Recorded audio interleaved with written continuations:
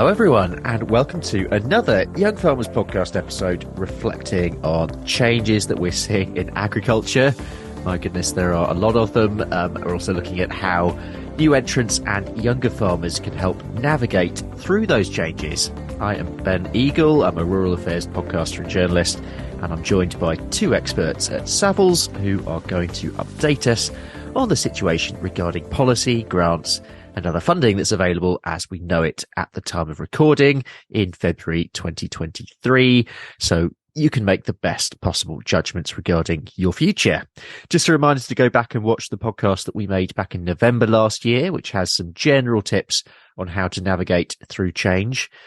So with me once again is Georgina Sweeting, who is a food and farming consultant with Savills based at York, and Hannah Turner, who is an associate director in rural management, also based at Savills York office. Welcome again to you both. How are you? Good, thanks, Ben. Yeah, good, thank you. Good. Let's dive straight in with an update, really. So since our last recording in November, what have we learned from Defra in terms of policy updates and critically payment updates? Who wants to start with that? So I suppose Defra have been very busy since our last podcast in November. Some of the highlights we've been given are the round 2 of the Future Farming Equipment and Technology Fund, and the FETF will open again in February. And there's been some additional items added to that list. We know further information around the Annabelle Health and Welfare Pathway. We've had revised changes to countryside stewardship rates, including increasing the capital items payments. And finally, we've had changes to the Sustainable Farming Incentive, including the launch of 6 new standards that will come out in the summer, which include nutrient management plans and integrated pest management. And we also know farmers are going to receive a management payment for being in the SFI. Yeah, so actually there's quite a lot to talk about. Let's start with SFI. Can you give us a little bit more detail on the management payment as well? Because, I mean, what does that actually entail and who qualifies for it? It's an interesting one, is the management payment, because all agreement holders will receive it, and you will be paid £20 per hectare up to £1,000. So effectively, the first 50 hectares of an SFI agreement, you will receive this additional payment, and it will be backdated to those already within an agreement, as well as everyone going forward. I think Defra realised that it was quite time consuming to enter an SFI, and there was a lot of evidence gathering required. And as a result, they've taken note of feedback and have introduced this payment, which is very welcome. There's also been an update to the England Woodland Creation offer for anybody who has an interest in woodland management. Can you tell us anything more about that? So again, we've seen an increase in the payment rates available through the EWCO. So you can now get up to £10,200 a hectare for planting and an additional £350 per hectare for the maintenance, which are quite big increases on the previous rounds of the EWCO, which is again very welcome. Hannah, have we learned anything that is specific to new entrants or younger farmers? Yeah, so there was the application process for the new entrants pilot scheme that was launched back end of last year. That's now it's sort of being rolled out, the pilot in the West Midlands, North East and South of England. And that offers business support through a various range of platforms such as online webinars, evening and weekend work, as well as a 2-day residential training session as well. There's offerings of up to 200 places for that pilot, Ben. Okay. Which will run until the end of spring 2023, with a further sort of wider rollout and adoption. We're hoping back end of the year, but we'll hopefully get more information on that once the pilot's closed. But not only is that just for new entrants in terms of younger generation, it also offers an opportunity if your business has been operating for more than 10 years, you can also apply for that pilot scheme as well. So it sort of captures both ends of the spectrum really in terms of generations, which I think is really encouraging. Yeah, that sounds great, actually. I mean, because there might still be a perception out there that there are plenty of opportunities for established businesses, landowners, perhaps less so for tenants or new entrants. So actually, yeah, getting that across, that's really, really good. Do we know anything else about the future land use framework? That's a very good question. Again, that has been mooted to be released. So Defra have suggested for England, the land use framework will be released this year, 2023, to better balance the increasing pressure and demand on, the land area we've got in England or UK. We're such a small island, and there's a lot of pressure being placed on land to deliver a variety of sort of overlapping opportunities, if you like. So it'll give a bit more flex to local and national decision making, hopefully, when it comes out, to help actually better deliver the objectives of the country in terms of net zero food production. But what that looks like, we're still unsighted, unfortunately. Okay, so we'll keep an eye on that, because NFYFC last year they did a survey on future land use, which was really interesting actually, just to see what young farmers are thinking about. So just bring out some of those stats. 39% of respondents were uncertain about the future in terms of the 7-year transition, which is, I think it's quite high. The most significant motivation for respondents thinking about land use was food production. That was 40%. The 3 most significant factors which should influence future land use were identified as food production, again, biodiversity and conservation, and net zero or carbon capture. And over 70% of respondents thought that it would be difficult or impossible for new entrants to enter the farming industry. So, a lot of this is about perception again, isn't it? Because from what you've been saying, we are getting to know more detail now. So the path is looking clearer and clearer, but it's about getting that message out there, isn't it, again? Yeah, it's education, I think, Ben, and that probably sounds a bit insulting to a number of our sort of farming clients and audiences, but it's just ensuring that they are aware of all the opportunities and sort of frameworks that are in place that can help them remain resilient in the face of the challenges and their concerns in terms of balancing that 40% food production from the survey responses. Yeah. How does policy direction compare between different areas of the UK? Significantly. So England, Scotland, Wales all have a slightly different view on various aspects of how they're looking to utilise land to deliver sort of government Defra objectives. So if you take England and Scotland, for example, Scotland doesn't have an adopted biodiversity net gain policy linked to their planning frameworks, whereas England does. So that presents England, those who reside in England and have land, with perhaps an extra opportunity in terms of how they can make revenue from the land in terms of creating biodiversity net gain banks and biodiversity credits to sell to developers, whereas Scotland's landscape is very different. It's sort of larger areas of land, so they're looking at sort of landscape recovery type projects, rewilding, much more sort of timber planting, and that's all being encouraged at quite a collaborative community level, which I think England will strive to do, but we're slightly more densely populated this side of the border. So there's definitely variances there. Yeah, because again, there are different policy elements on different levels, aren't there, in terms of some. So taking Scotland as example, some things are decided at Holyrood, some things are decided at Westminster. So it's navigating through the different elements of that as well. And actually, probably that goes on to my next question, which is probably quite specific. Well, it is very specific. It's not going to cover as many people, but if you find yourself on a border between different systems, what are the challenges and opportunities of that? It's a real tricky one. It's a bit of an administrative burden, if I'm being honest, bordering 2 countries, but it's certainly not a new problem. We've had it with BPS, we had it with Ajax before it. Yeah. If you take the sustainable farming incentive, for example, that's England specific. So if you're a cross-border claimant, you can only enter your English land parcels into the sustainable farming incentive, which, whilst that means your revenue might be down when you look at it, the whole farm approach, actually you can do something different on your other land in Scotland or Wales and also look at their schemes as well. So it's not as if you can't access funding. It's just sometimes you have to enter 2 different pots. It's a bit more of a challenge. Okay. Gosh, those lucky people who are in that place. What about the sort of land sharing, land sparing debate, Hannah? I mean, how does current policy address that? I think probably in terms of the land sharing concept, policy is trying to promote collaboration, Ben. So where you've got an opportunity to build a bigger area of land to create a bigger opportunity, that is what the New Elms structure is promoting, and there's better benefit if you approach it in that way. In terms of the land sparing, it's a difficult balance in terms of how you balance your most productive land with your least productive land to try and balance up the opportunities there and the challenges. But the policy is encouraging of doing just that, i.e. looking at where your most productive land is or your most profitable land, and then looking at where you've got land that's perhaps less profitable. So it's slightly reshaping your business model effectively. And that comes back again to the land use framework policy, which we're waiting for obviously sight of, but it all ties into looking at how you effectively put up the cake to make best use of your land. Georgina, anything to add?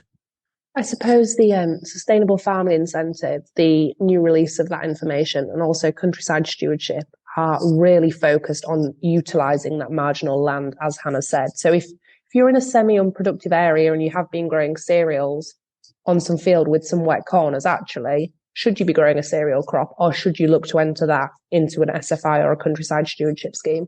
So it's really about taking a step back, looking at the gross margins and actually into the nitty-gritty and working out what's best for each field on your farm. How different is Countryside Stewardship Plus to Countryside Stewardship? Honestly, Ben, I'm not sure they are that different. So I've spent a lot of time reading the 103-page guidance that came out from Defra last week. Yeah. And from what I can see, we've got sustainable farming incentive that will now take some elements of countryside stewardship, and the payments will be the same whether you're in SFI or countryside stewardship. So low input grassland, for example. And then you've got that middle tier of ELM, which was going to be called local nature recovery, and now is countryside stewardship plus. Okay. Which we still don't know that much about. So what we're envisaging is it'll be a little bit harder than SFI. It'll be potentially like old higher level stewardship agreements were. But I don't really know at this stage. What about the definition of agricultural use of land? Has that changed? That could have implications for tax and tenancy reasons, for energy, solar schemes, for example. What is agricultural use of land, Hannah? So I think, Ben, the lack of visibility over the tax position on the use of land is probably the biggest challenge to us in a professional capacity at the moment when we're trying to advise our clients. So fundamentally, the definition of agriculture hasn't changed. It's for the purpose of growing crops, grazing livestock, as defined in a legal context. That hasn't changed at all. But what we're still very unclear on is whether or not, if, for example, you create an environmental scheme on your land that's formerly being used for grazing or arable, for example, will that then mean that you don't get agricultural property relief on that? Will it change your capital gains position if you were to sell the land, for example? And also, will it devalue the capital value of the land? So once you finish your term of, say, 30 years for a BNG project, what's the actual residual value position? Have you diluted it? ? Okay. So there's still quite a lot of unknowns, and that's something that we have many conversations about in terms of a cautionary position when you're looking at things like solar panels on land or BNG, for example. So it's quite critical. I think Georgina would probably agree. Yeah, if you're thinking of doing any energy schemes, solar schemes, or large-scale environmental work, obviously check your tenancy agreement if you have a tenancy agreement. But really do take some sound advice on it, because as Hannah said, there are all these things that you don't think about to begin with. You think, oh, it's great, I'm going to be paid X pounds per acre for letting this solar park. But actually, are you shooting yourself in the foot for 40 years' time when you may no longer receive agricultural property relief, which is the tax relief against having agricultural land? There's a lot of elements to think about with these schemes. Okay. What about businesses who perhaps want to put more emphasis on environmental sort of conservation work? Will they be in a better position now, or at least a good position with the new policies and payments as they are, Hannah?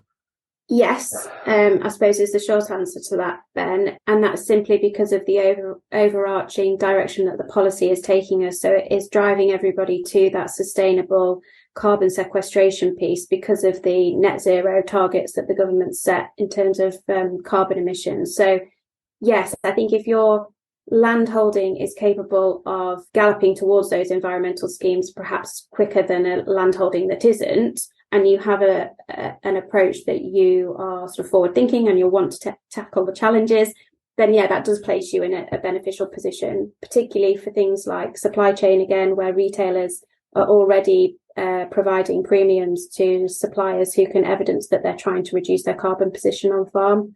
And I think that will just become increasingly prevalent.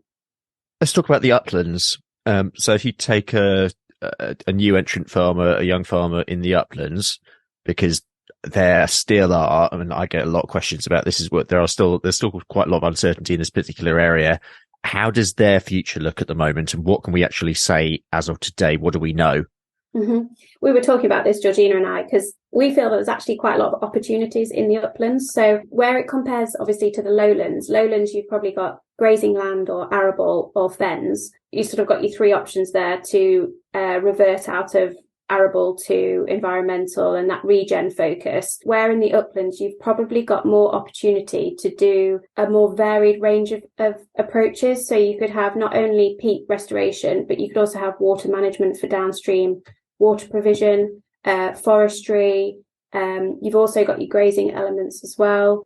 So I think actually in terms of the uplands, it's challenging practically to deliver it on the ground, actually the farming sense of it. But the opportunities are perhaps a little bit wider, a little bit more diverse. Just to add to that, I think in the uplands, there's a lot more opportunity for, if you are a new entrant or a young farmer trying to break into the industry, there's a lot more opportunity for share farming, contract shepherding, that sort of thing. There's a lot more areas which can be collaborative. Whereas if you're a new entrant trying to break into the arable in the lowlands, well, the capital investment required is massive in comparison, and it's really tricky for people. So I actually see the uplands as quite a positive place to be. Okay. On looking at a positive though, for anyone who does find themselves in the lowlands, perhaps in southern England, say, what are the opportunities that they can grasp?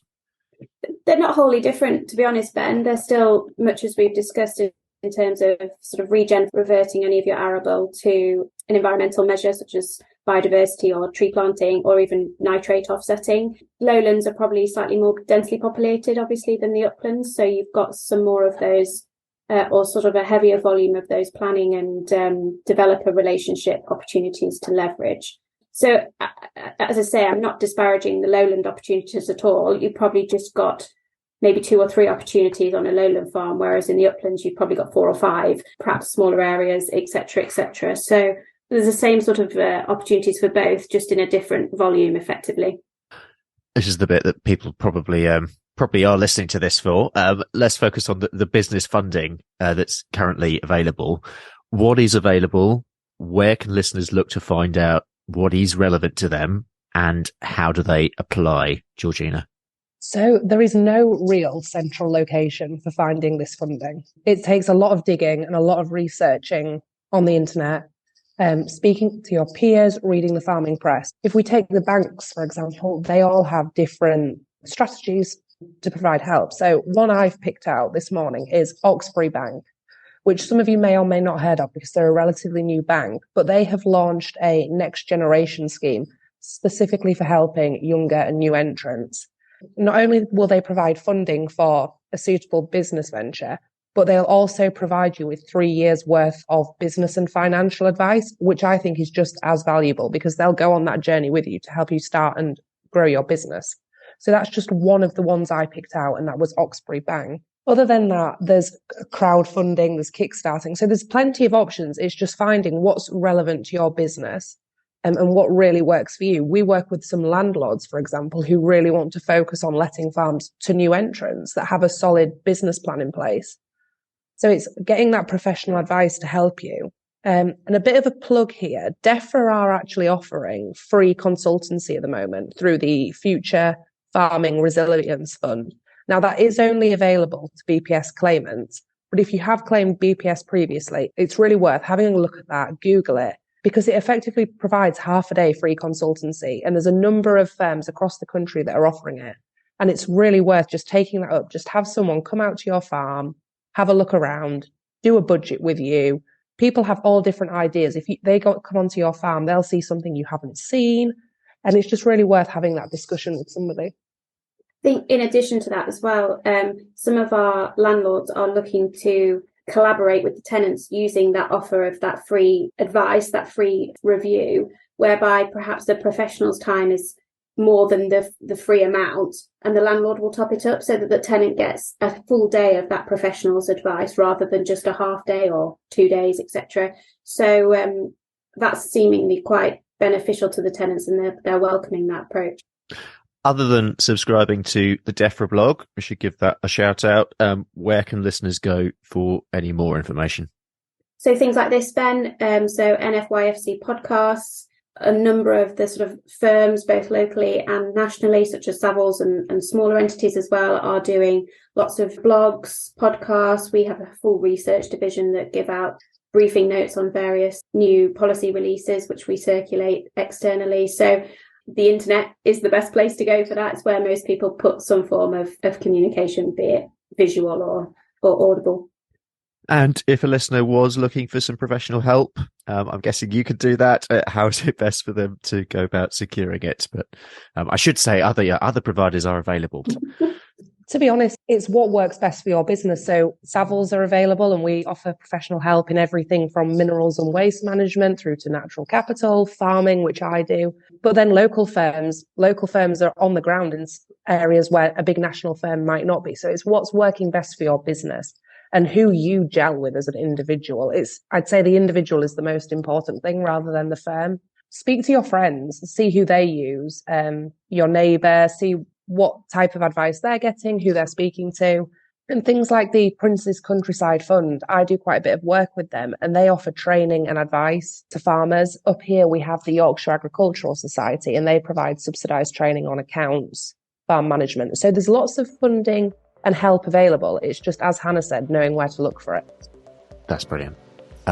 Wow, there's a huge amount in that for everyone to digest, and thank you so much for coming on today. That is all we have time for, and we're going to leave it there. But yeah, massive thanks to my guests, Hannah Turner and Georgina Sweeting, for joining me today. Once again, don't forget to head back to watch our podcast episode from last November, which focuses more on mindset. That's available on YouTube. There's also the Smart Farming Guide for you to check out, which Savills put together in association with NFYFC. On behalf of NFYFC and Savills, we hope that you found this podcast recording useful, and please do encourage others to listen to it if you got something from it. Best of luck, and all that's left to say is goodbye from Hannah, Georgina and me, and thank you very much for listening. This podcast was produced and presented by Ben Eagle for the National Federation of Young Farmers Clubs in association with Savills. The podcast was funded by Defra. This podcast is for general information only and should not be considered professional advice. Savills accepts no liability or responsibility for any direct or indirect or consequential loss arising from the use of, reference to, or reliance on this podcast or its content.